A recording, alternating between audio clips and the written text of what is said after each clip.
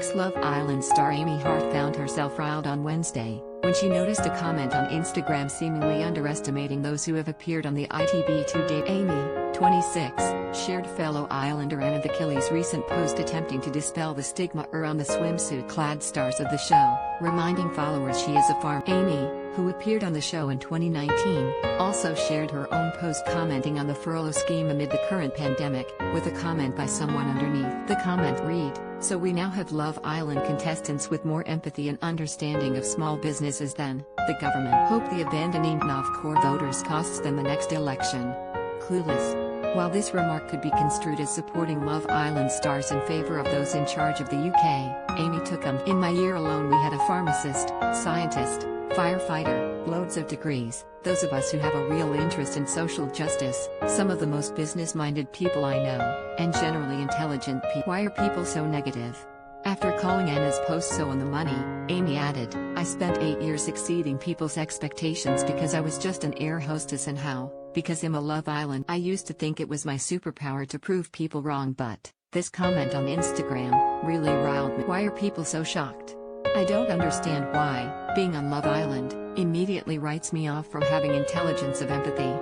This comes after Dr. Alex George, who appeared on Love Island 2018, spoke about how some of the show's former stars can be tarnished unfairly and that many of them try to do their best. Many former reality stars have been slammed across the pandemic for fleeing to sunnier climes and flaunting their beach-going escapades in the faces of their followers, while everyone else is stuck in lockdown. But Alex, 30, says some of the stars aren't worthy of criticism. I think Therese this tarnished thing of what an islander would be and all this stuff, and I think sometimes that's unfair, he told Metro. There's a lot of people trying to do their best. He referenced Camilla Thurlow, who appeared on the show a year before Alec. Camilla worked for charity the Halo Trust and has written a memoir, Not the Type, about female. She has also taken on a lot of charity work after Love Island, including advocating aid for refugees and traveling to Cambodia to help build a school. She even met activist and Hollywood powerhouse Angelina Jolie.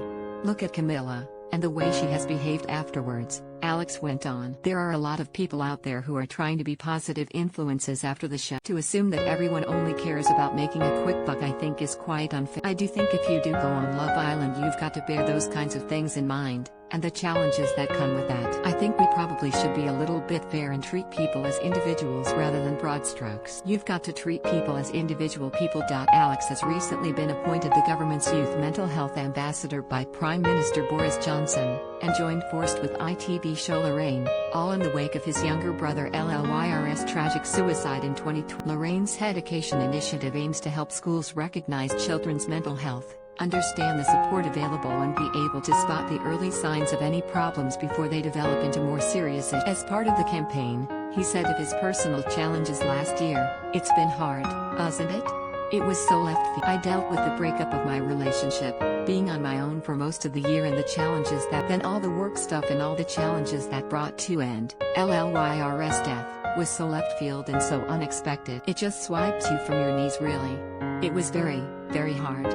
It's a huge. I've learned this year that I'm a lot more resilient than I ever thought I was. I've dealt with a lot more than I ever possibly thought I could deal with. But grief is ongoing.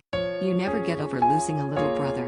What I'm doing is trying to do something positive." Discussing education, he said, "I've heard a lot from parents, teachers and students worried about how the pandemic had such an impact on the mental health of young people. These are real worries, and highlight why our mission with education is so important. With schools reopening, support for the transition back into the classroom is never has mental health been as important as it is now." He was also sure to insist that there is light at the end of the tunnel following the PM's latest plan for the end of lockdown announcement, and branded COVID skeptics as disrespectful. "It's been an unusual year. Everything has changed for everyone really, no matter what you do or where you live. COVID has impacted on your life," he mused. "We all hoped it would be a few months and then it became apparent it would be much longer than that, and it is difficult. We hoped 2021 would see the back of it, but it's quite obvious now that although there is clear light at the end of the tunnel, and I think we are really making progress, but it's going to take time. Our viewers have been on this journey with us and seen these challenges.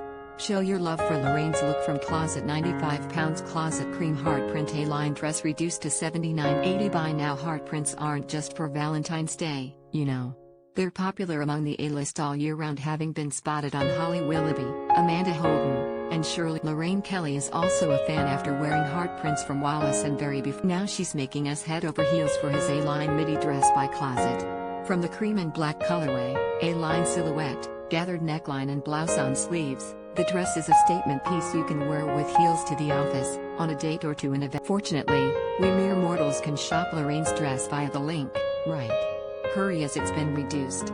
Better still, show some love for a printed dress in the carousel that includes Shrimps, and Louise Boutique, and Olivia. Prices may not be as advertised.